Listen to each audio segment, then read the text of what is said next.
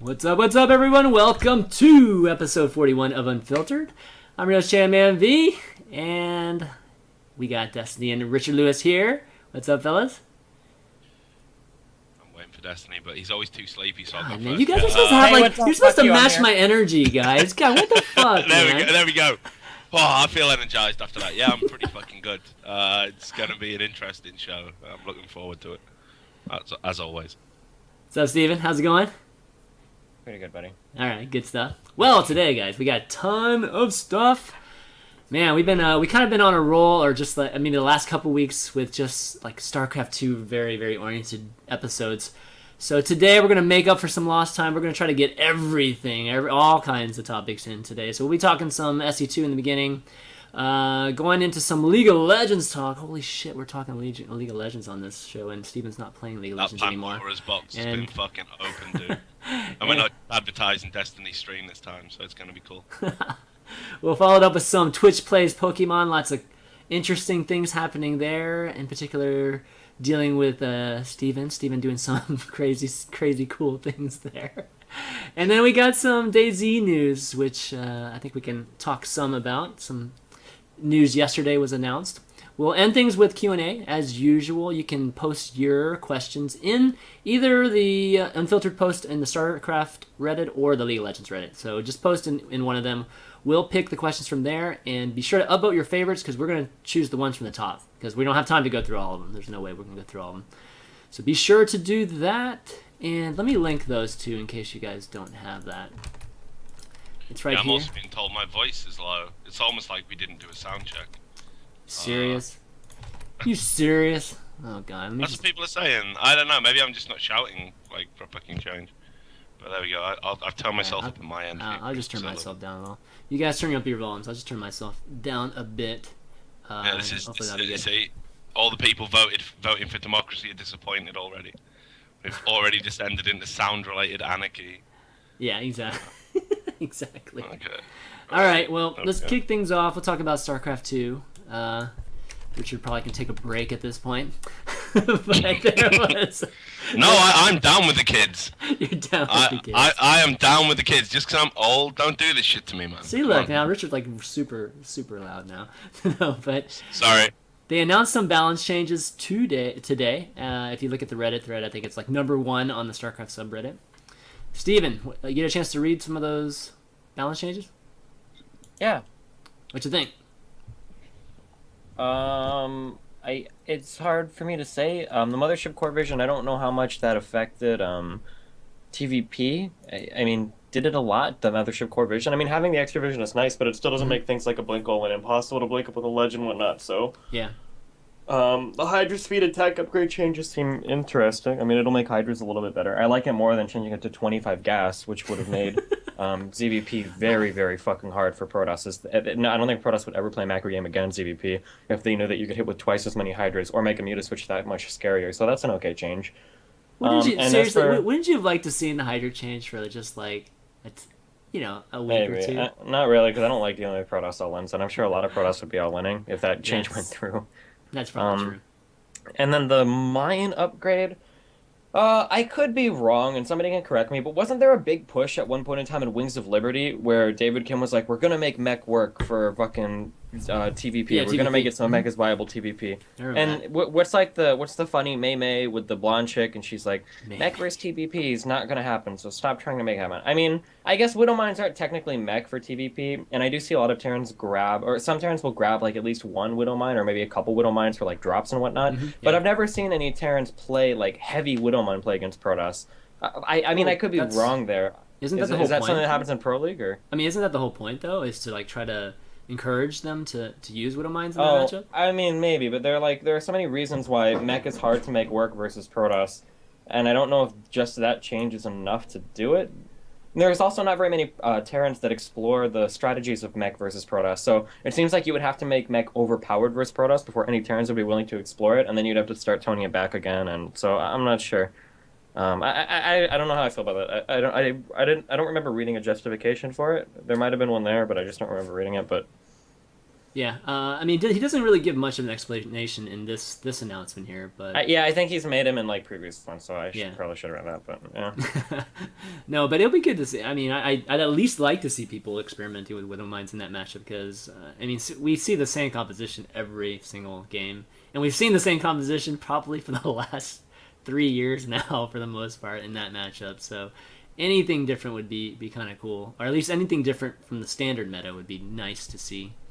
a couple people in chat are saying it's for bio mine and TVP, and that's kind of what I was asking earlier. Do people really make a lot of Widow Mines? I've seen Terrans make Widow Mines for like drops and whatnot. Like they'll make a couple to drop, or maybe one for defense against like Blink Stalkers. Yeah. But in regards to like actual like heavy bio mine play, does that really happen that much? I mean, I've never seen it. If it does, I guess it's possible that happens in like Pro League or whatever. And I just haven't seen those games, but. Well, I mean, obviously it doesn't. I don't think so. I mean, that's probably why. Again, this change might actually encourage people to do that, and that'd be cool. That'd be cool to see because it's very macro oriented. Do Widow Mines do full damage against Immortals, or does the Hardened Shields kick in since it's a spell? Any idea? Widow Mines. Wait, say that again. Does a Widow Mine do full damage to an Immortal, or does it only do 10 because of the Hardened Shields thing? I think that might be one of the reasons for this change too. Is I think it does much less to the Mortal. Because because the Immortal is all the Protoss shield, right? Not the. I mean, it's got very little. I mean, health, Immortals right? don't take damage because of the spell they have, the passive, whatever the fuck you want to call it. Right. Hardened Shields makes it so that anytime they're taking shield damage, they can only take a maximum of 10 damage per hit. Oh right, okay. So like yeah, a Roach will only ever do 10 damage per shot. Yeah. Oh, I see what you mean. Yeah. Oh, I don't know. That's a good question.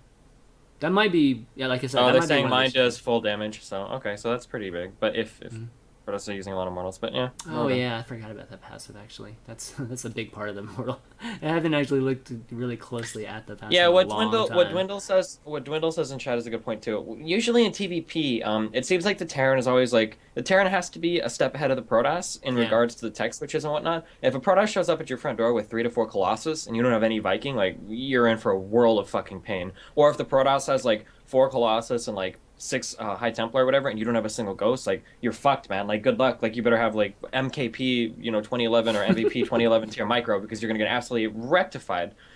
So even with the mine change, does Terran have the luxury of dumping a whole bunch of gas into mines? Because it would be an okayish amount of gas, right? You're not just gonna make 4 mines. It's kind of silly, especially when Protoss can just snipe them with an Observer plus a Colossus anyway. I don't know. I feel like mines aren't the right way to go, but I guess somebody with more experience in TvP or PvP could talk about that better than I could. Well, I mean, just kind of generally looking at it, I think mines are going to be, like, the big things with Protoss, right, are either it's always gateway units with Storm or gateway units with Colossi, right? I mean, that's just generally what they end up getting to in that matchup. So in the case of the Storm, I mean, the Widow Mines definitely, using supply in the Widow Mines versus just like all bio or even just for Vikings and that sort of thing. It's not gonna die. It's not gonna be completely countered by at least the Templar counter or the Templar army composition. The Colossi is still gonna wreck mines. I mean, that's just if you still get vision, you still get your observers out there. It's still gonna wreck it. But at least it eliminates one of the compositions that's crazy powerful, or at least devalues it just a tiny bit. So yeah, I don't know. It'd be kind of cool. Like I said, I'd like to see something different than what we've been seeing for a long time now. And I mean, little nuances, but for the most part, that composition's pretty much been the same for years now. So it'd be cool to see. Definitely cool to see. All right, let's move on. I think that's it for balance changes. Why don't we talk? Okay, Richard. Yeah, fuck. Hurry up. No. It's great. It says here on Wikipedia that StarCraft is a military science fiction real-time strategy video game developed and published by Blizzard. So this has been deeply educational for me, and hopefully we can do more segments like this in future. Watch out, Thorin's about to jump on you, dog. You better be careful. All right, we'll go into Ender's Game. So that show match / grand finals finally happened this past week, and spoilers, Minigun ended up winning 4-3 over Masa, Root Masa. What'd you think of the finale, Steven? I'm not gonna lie, I didn't get to watch it, but I'm glad that Minigun won. Nice.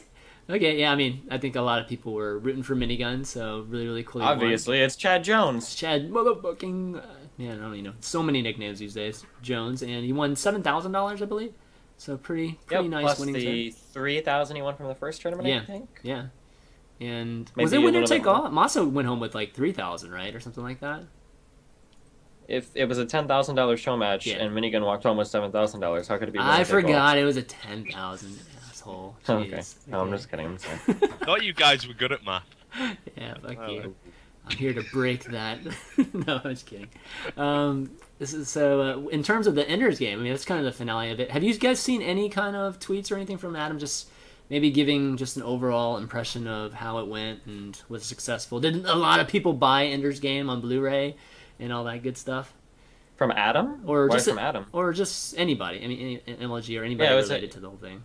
Well, I was gonna say it was Twitch and MLG. Oh, that it's did Twitch it, and wasn't MLG. just Sure. MLG. Sure. Yeah. I mean, do you guys see anything? I mean, what did you guys think of it? Do you think the overall? I mean, I think we've asked this like in the previous episode, Steven, but overall, what do you think is a success? Are you asking me? I think it was. Yeah, sure. I think it was.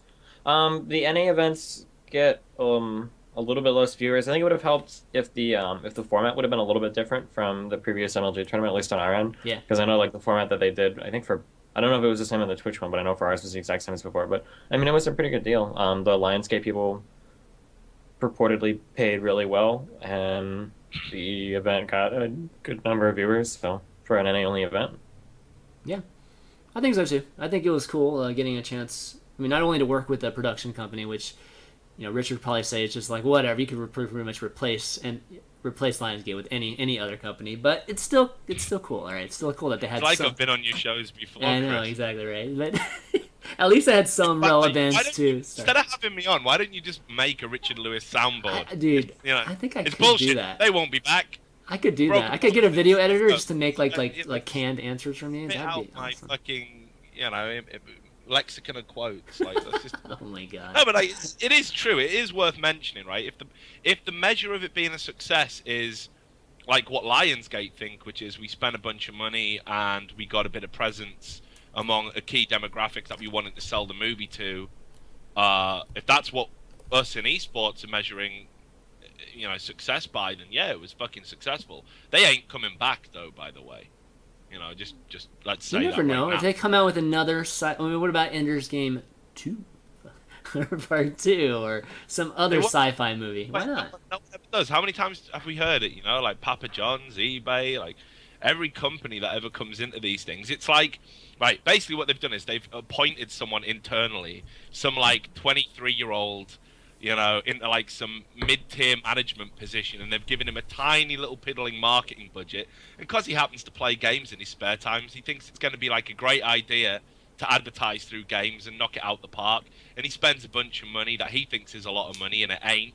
And he thinks he gets good numbers, but to people like it's not good numbers. And then they go, well done, little 23-year-old. You really showed us a thing or two in the boardroom. And then they never come back, and he probably gets fired in 6 months. I mean, does anyone...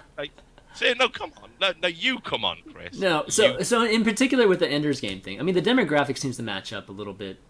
I mean, even the I don't know, the Papa John's thing you can make a claim to. It's a pretty good demographic, but we'll see. We'll see with Lionsgate. If Lionsgate comes out with another big sci-fi or fantasy movie, we'll see if they'll end up doing something with one of these. Are you trying to set me up for like some sort of forfeit here?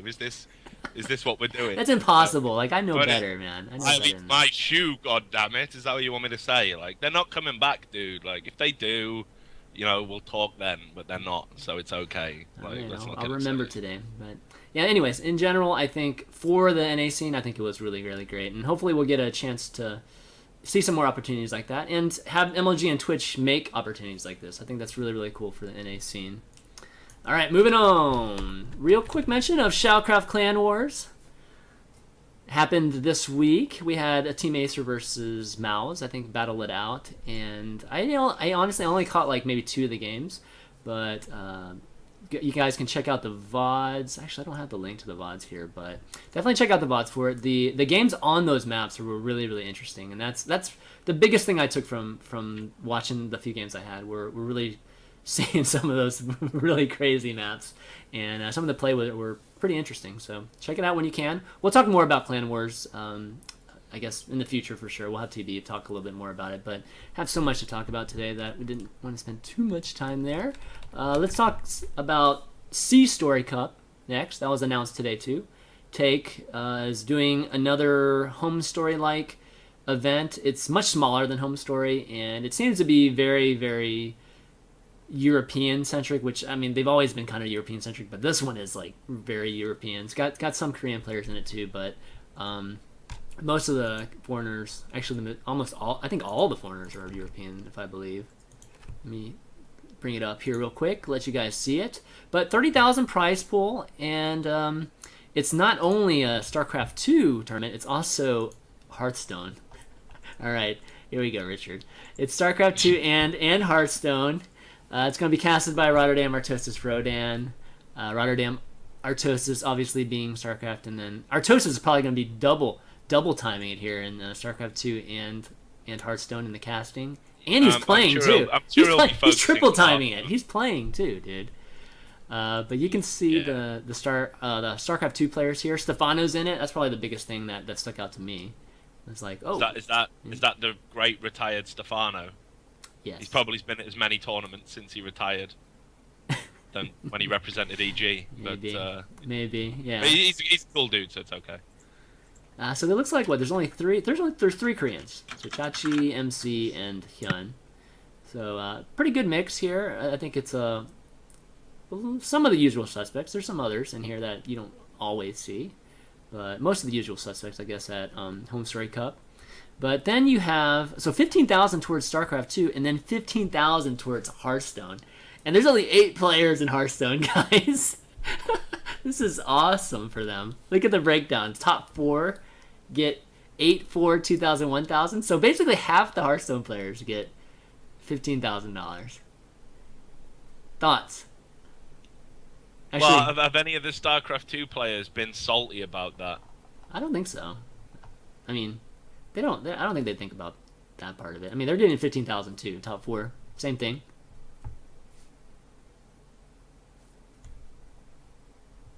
Uh-oh. A lot more skill. Oh, we lost Steve for a second. Oh, you lost me. Oh, that's good. The bitterness overload must have impacted on the... we lost Steven for a second. Steven, start your cam. Restart your cam. Yeah, sure. Oh.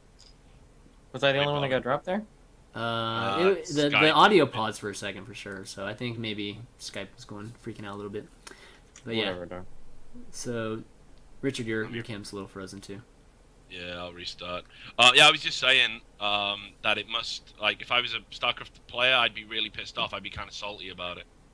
Like, who cares? Why would you care? I mean, who cares what's happening in the other end? Aren't you happy that you have like a 15,000? Same developer. I think that's the problem. It's not like it's 2 separate games run by separate people, prize pot put in by separate people. You know, like equally apportioning a prize pot to a sort of novelty card game to a game that requires like way more skill and you know, mechanics, everything. Like, you can't compare a Hearthstone player with StarCraft player. Yeah, but you're saying, I mean, that's the whole salty with like League of Legends too. I mean, that's kind of whatever. No. Okay. I mean, this is next level shit. This ain't Dota lol. This is like, I know it's okay. Let's say there was a fucking chess player out there on $100,000 a week. Maybe not chess, 'cause that requires some thinking. I mean, I can imagine professional footballers thinking, what the fuck? I gotta train like 5 days a fucking week. I can't eat. I can't go out. I can't drink. I get photographed in the fucking newspapers all the time. This asshole over here's just got a channel his inner Bobby Fischer, and that's it. Like, you know, he doesn't even need to win. And people aren't gonna rip on him because he's a chess player. And if the money was the same, I think people would be pissed off. It would make people think about what the smart play is to do. You know, what would you rather invest your time in? Like StarCraft. Does anyone play StarCraft and actually enjoy it competitively?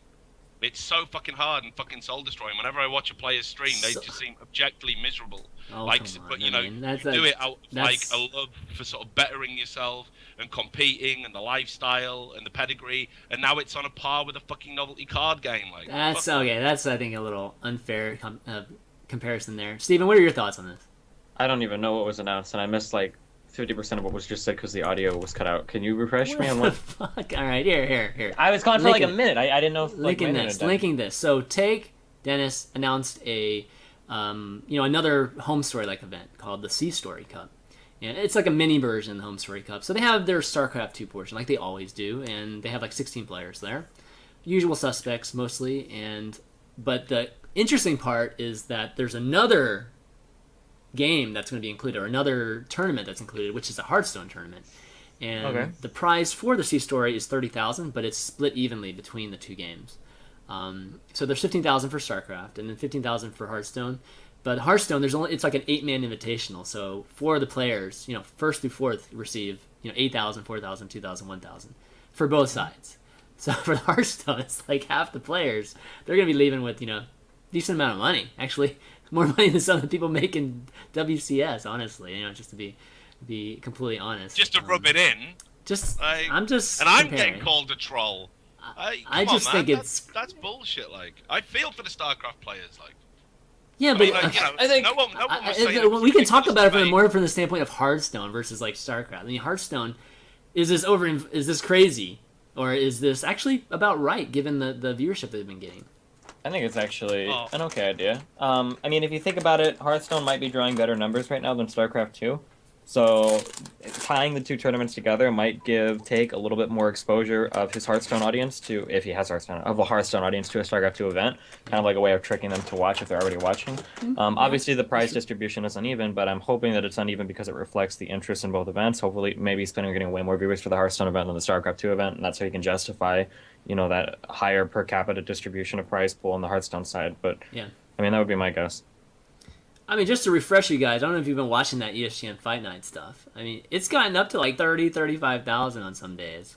So, I mean, that's going to be good, I think, for what, is that the ESPN thing you're talking about? Yes. Did it get 35,000 viewers when they had that super awkward, embarrassing women in the Wheel of Fortune thing? Well, the first, I think the first season probably not, but the second season's, just viewership-wise, it's been much better. I think probably averaging anywhere from 25 to 30, 33 maybe, something like that. But good for them. They're reinventing the broadcasting wheel. It's so cool. But yeah, anyway, so he announced that Dennis obviously doing some interesting, cool content again for all the StarCraft 2 folks, and now like the Hearthstone community too. So we'll get a chance to check it out. I think a lot of the favorite players, especially from Europe, will be there. So be sure to watch that. Okay, let's move into some of the League of Legends topics, or at least one of them.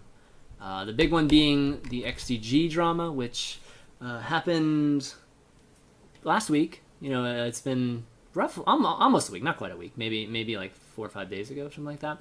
And for those of you that aren't caught up with it, basically there's a lot of drama going on with the League of Legends team XDG, and particularly with the roster where just certain players being replaced, and it kind of stemmed from actually last summer during the summer split, some of the changes that were made, and they had some success at the end of the year, and then now like this season they're actually at the bottom of everything right now, and that's why I think a lot of people are talking about just the current situation with the roster.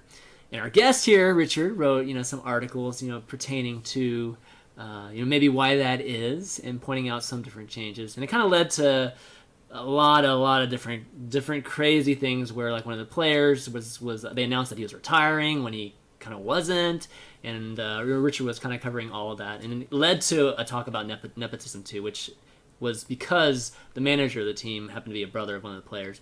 So Richard, I'll let you kind of lead in all this, since you are the expert in everything that's going on here. Yeah, not if you believe the subreddit, the League of Legends subreddit. Yeah, so basically, look, the XDG drama, I mean, it threw up so many interesting things, considering it's that they're rock bottom in the league. They're not really a sort of hugely relevant team to talk about this season. But I think the reason it's all been so shocking is that this is a team that went to the World Finals in the previous season. So it's like, how do you go from being this good competitive team to being this joke with 3 wins or whatever it is this season? And of course, what's happened in that time period is a new guy acquired it and bought it, and you've just seen this sort of collective bad management.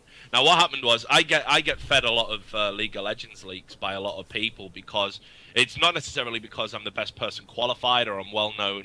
I thought you had no sources, Richard. What are you talking about? Well, yeah, obviously I have. I make it up. Like let's just get it out there. But I'm always right. I'm just super lucky. But no, what it is, I'll tell you exactly why it is. Because let's look at what are the channels you can go through. Well, you know, like say what you will about Slasher. I think he's a little preoccupied with on-gamers. I think, you know, his time as the League Master has kind of come to an end because he needs to focus on other things. Then you've got Thorin, who's, you know, a great journalist, but does a very specific thing within League. You know, he's like the historian. He writes some super interesting articles that are like comparable to ESPN's 30 for 30. Then you've got Travis, who's like the Powder Puff interview guy, like the home media. You do an interview with him and it's all friendly and it's breezy and you get to see a side of the players maybe you didn't know about. So who the fuck's going to do leaks? Leaguepedia can't do it. The blog sites can't do it. There's not really an outlet for that. So I kind of get it. But, you know, just by being the last option.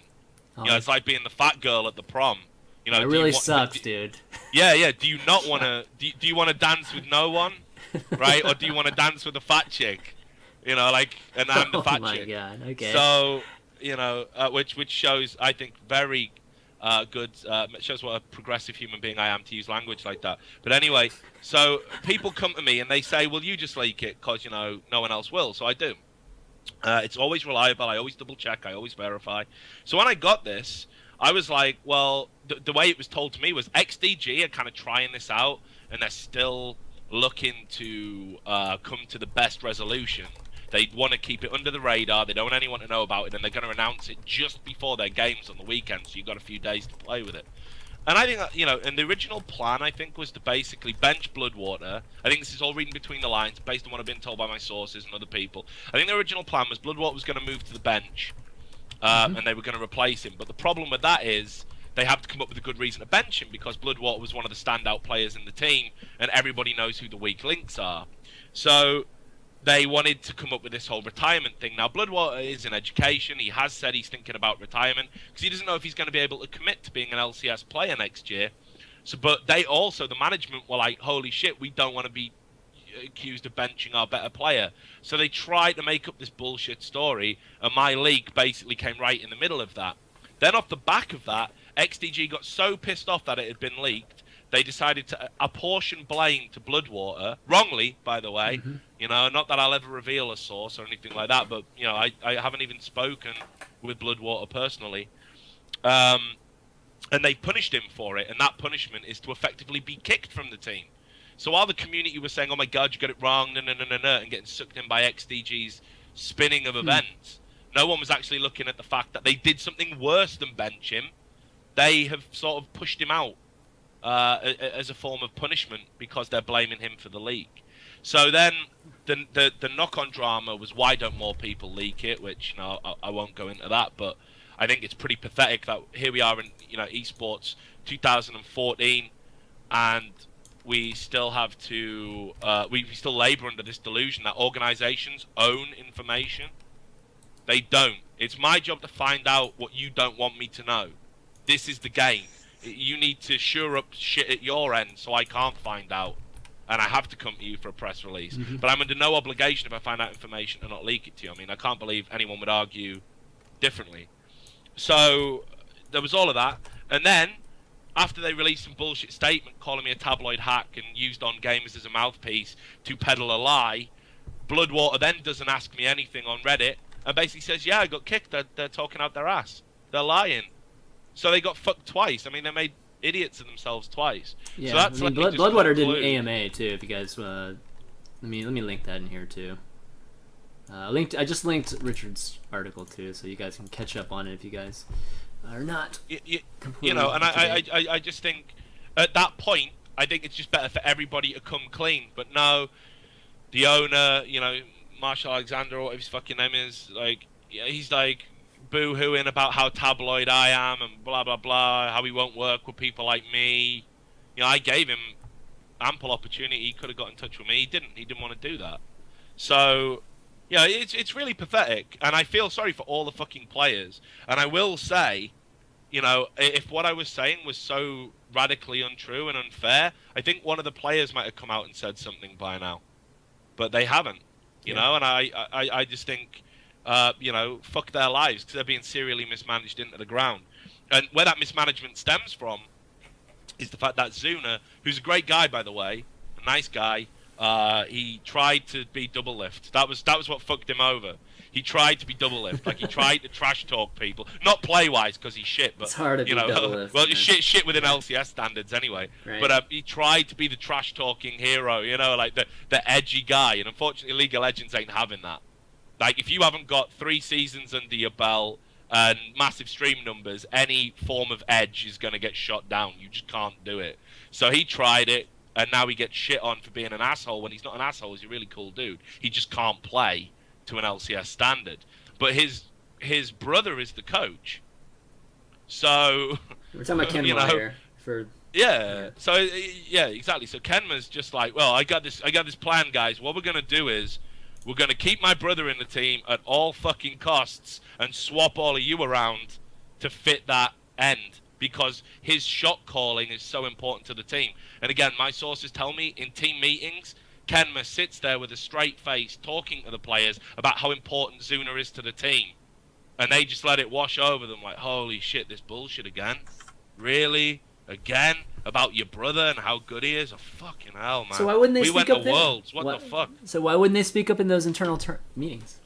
Because historically, anyone who challenges the brother, who's very good friends with the owner, gets, benched or ousted in some way. We've seen this with the community manager, Christina, Gnome saying, whatever. She tried to represent the players' interests, moved to community manager, the most wretched of esports titles. Oh, come on. Come on. It is, isn't it? Like, who wants to be a community manager Maybe for a when team. you grow up? All right. There are a lot of community No one wants to do that. It's not a bad... So that's why the players don't speak up, because, man, they're getting fucking salaried. Yeah. When you're on Riot's teat, this is why you need a player association, an independent player association that players can go to with concerns like this. Because when you're on Riot's teat, this is your livelihood as a young man. As a young adult, right? You're earning money.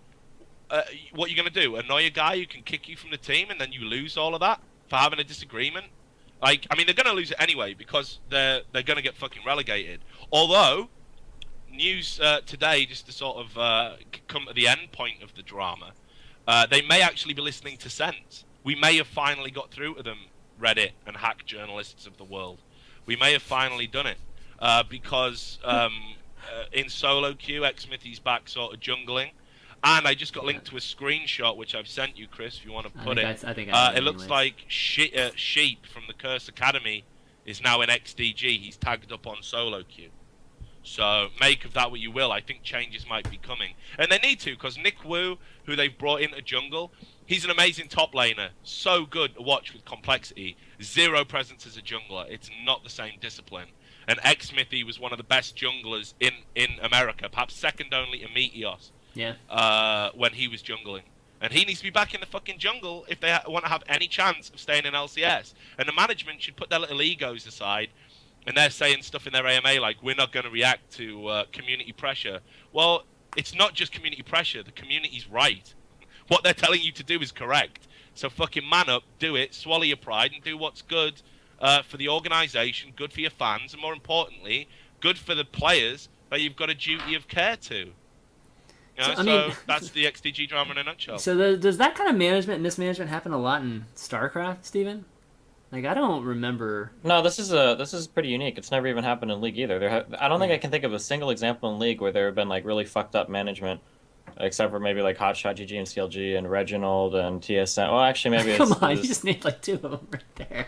No, it's called sarcasm. Shut the fuck up. I don't understand why people think this is a good idea. People can't be involved in playing and managing at the same time. It just can't happen. Yeah. It takes a really fucking big person to do that, an incredibly fucking mature person to do that, and it's not something that the average person should ever take on themselves.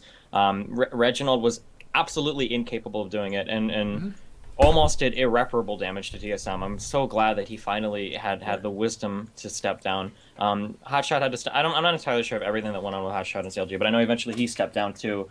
out of a player position. So well, who the fuck would ever want to be on a team where the manager and a player are like related to each other? Fuck that shit. That's bad for fucking everybody involved. And I'm glad Richard pointed that out too in the article. It was bad for the brother too. Like fucking like like it's just a lose like all around, like how do you treat a family member who's on a team that you're managing? Like there's no way you're gonna treat him something else. Do you treat him like really nice because they're your brother and you want him to do really well and so you suck him off all the time, or do you treat him like really bad because you want everybody to know that you're hard on him so he gets extra fucked, or like I mean it's a testament to Kenma's management ability. Like why hasn't he gone? You know what I mean? Like I don't understand.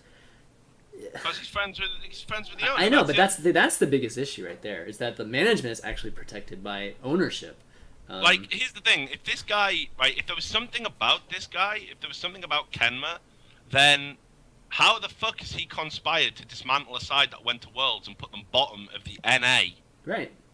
LCS. Like, if you're judging a coach on results, then he's got to be like the worst coach in the fucking league. Because he had the golden ticket and he's fucked it, like totally. There's no getting away from that fact, man. Like for good or ill, and moving his brother to support, like Jesus, come on, man. Like maybe Zuna would play better if his brother wasn't coach. Maybe not. Right. I don't know. But what I would say is it's got to start with look, even if Kenma's a great guy and he's doing everything right, and I've got no reason to believe that, and balance of probability says he isn't. Okay, but let's say he is, and he's listening to this right now thinking, what the fuck, dude? Like, I don't deserve this, man. But the only reason it's easy to fire this ammunition is because he's in a position where the nepotism question rears its head. So his friend, right, the owner, needs to fucking find him something else to do within the organization if he feels that passionately about what he brings to the table. But coaching the team has got to be an absolute no-no right now. It's got to be. It's just common sense. In the same way when you work in an office, right? Like, I wouldn't get to manage my wife, or my sister, whatever the fuck. Like, I wouldn't be put in that position managerially. I'd have to be moved somewhere else in the business there's a reason why in pretty much every other respectable business in any form of management that requires any kind of responsibility, nepotism is never involved. I know, like at the casino, there is no fucking way that like somebody working security, would have like, or actually, I guess it might be a little bit different there because there are so many cameras and shit. But for most places, for every place that I've ever worked, I can't think of any like manager to employee thing where there's been like relatives. It would be like super fucked. I don't know if it was ever fishing against the rails, but it would be like super fucked in so many different ways. And I mean, it's pretty common sense. I don't even know how anybody could possibly go about defending that or thinking that that's a good idea at all. And it seems like a pretty open and closed, like really simple. Like it just seems like a really fucking stupid idea. I don't know how anybody could think that that would be good. And it's never a good idea, but it's one thing when it's even just kind of like, it's kind of close, you know what I mean? Like, it's a little gray area as to, like, how they're doing, with it. But it's obvious it's a terrible decision at this point to have, like, the decision that they've made. And, based on even just objectively speaking, the owners he should already be gone. He should already be gone as a coach, no matter if his brother's on the team or not. Like, he should just be out. Performance-based, right? Yeah. So there's a lot of. And I think that's the saddest thing. Like I've seen this in other organizations, like smaller organizations, where a bunch of people just take over it and they turn it into a little tree house, and it's like, oh yeah, oh hey, look at us, man. Like me and all my bros earning that esports money. They'll exploit the community, they'll exploit the fans, they'll do whatever they need to do to keep their little esports dream alive. But the thing when you start running an organization like that as opposed to a business, it always ends the same fucking way. In absolute disaster with no one earning any money and your reputation's all in the dirt. And, like we definitely feel sorry for the players, but I've got the caliber of the players they've got in the team. The players will be fine. I mean, like maybe one split outside of LCS and they'll be back in one form or another. They're that good. I got no reason to doubt that. The people who've backed the team since it was Vulcan, people who've been involved in the team, people like Gnome saying and all that, it's a fucking shitty deal for them to go down with the Titanic. And, it just always makes me sad, man, that people, like say, they get so hung up on the whole, we're in charge. This is our fucking esports dream, man. We're going to make them money. No one's going to tell us what to do. It's a fucking business. It's a business. Act like a fucking grown-up. Otherwise, don't don't get involved in it. We've had enough bedroom organizations in the history of esports. It didn't start with you. Like, what you're doing is nothing original, you know? Like so what would be original? Act like a fucking professional, you know? It's just... Okay, that's true. So nepotism, you know, obviously that's a big topic with this. Has it ever happened in esports? Like, I can't think of any. I mean, obviously my esports experience in history is not that long, but I can't think of anything right now. Like, can either of you guys think of anything, or any instance where this was a big issue? I'll see if Stephen can. I can think of kind of one thing, but it's lame and it'll get me hate. In StarCraft 2? Anything. StarCraft 2, Brood War. I can't think of. It's not really the same in StarCraft 2 because you don't have to play actively with other people. It's a lot different. The environment's a lot different in a MOBA or a team-oriented game versus a single-player-oriented game. So I can't really think of somebody showing favor. Maybe like a team where like an owner was friends with somebody and sent him to a tournament over somebody else. But I can't really think of anything like that. I mean, Richard might have an example. I can think of something in Counter-Strike, but I was just going to keep it part of the StarCraft 2 thing. No one's ever leveled that accusation at the plots, right? At the plots? The plot oh, come on. Oh, my God. No. I'm not... How? I can't I mean, say that. they don't barely ever work together.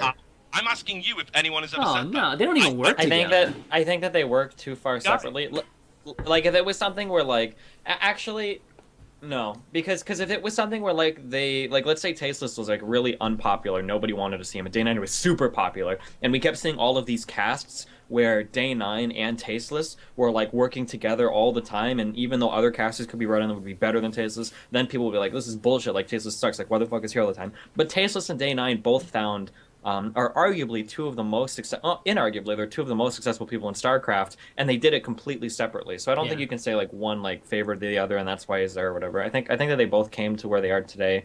I mean, through very separate ways. You can literally put on a single hand how many times they've been on air together. Yeah, and I mean, if they were on air together, I don't think anybody would say like, "Oh my God, such favoritism." You know, they'd be like, "Wow, they're fucking brothers. They're casting together, and they're two really awesome people that everybody in StarCraft likes." Like, I don't think there's even a room there for nepotism. Like I said, unless nepotism usually involves a handout to somebody who doesn't deserve it due to a relation to a family member. Usually, that's what I think when I think of nepotism. Yeah, in esports, most people are so young that you can't. I mean, there are no sons playing for their fathers and stuff like that. Are there? In esports, I can't. Are there even players that are sons of like a different team owners? I can't. Man, if you'd asked that question and I'd had a few more beers, I'd have said something absolutely awful. But I'm glad we came to it at this part of the show.